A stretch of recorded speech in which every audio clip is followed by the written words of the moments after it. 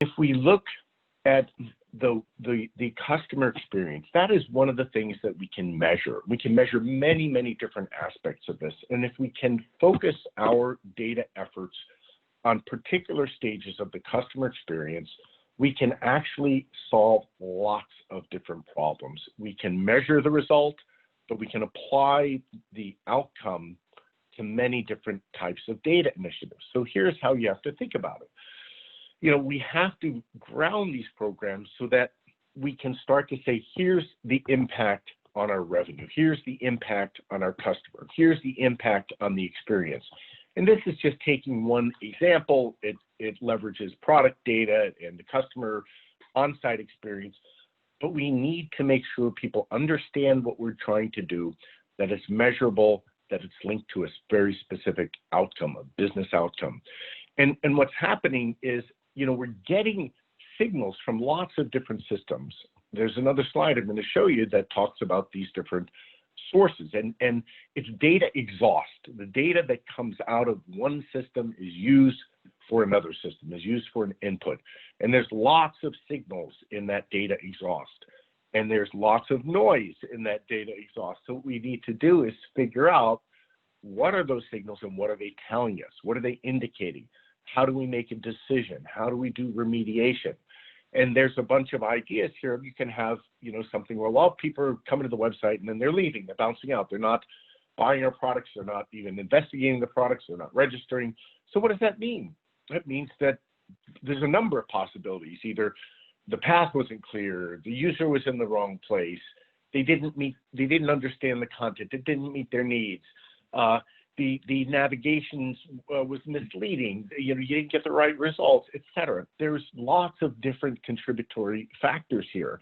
And what we can do is we can start to separate that out, and we can start to say, well, what do we actually need from this? Because, you know, there's no shortage of metrics, right? There's hundreds, thousands of dashboards. All of these systems are kicking off information. So how do we get to the signal that's important to us?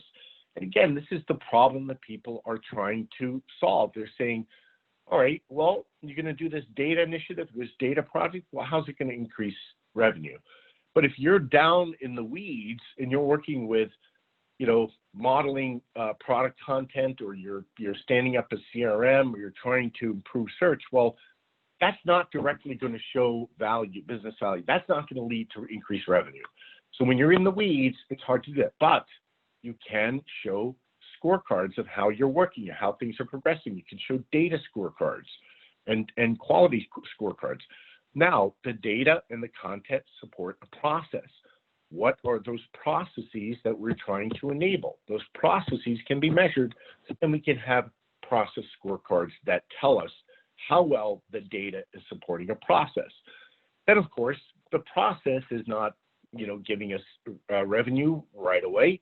It's leading to another objective. It's in support of something that's bigger. You have multiple processes around customer acquisition, and then we have an outcome. And the outcome is the thing that I like to say people are either bonused on, or these metrics drive a resume generating event, right? So they get bonused or fired at the outcome level.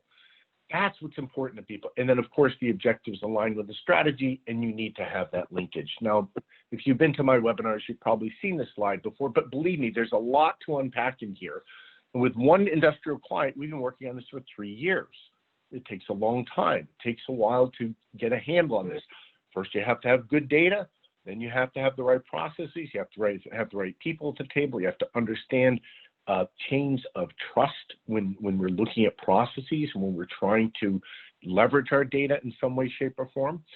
But this is critical, and people don't necessarily intuitively understand the linkage. The linkage is what's critical. We have to show why this is going to enable these processes. We may think it's obvious, but it is not.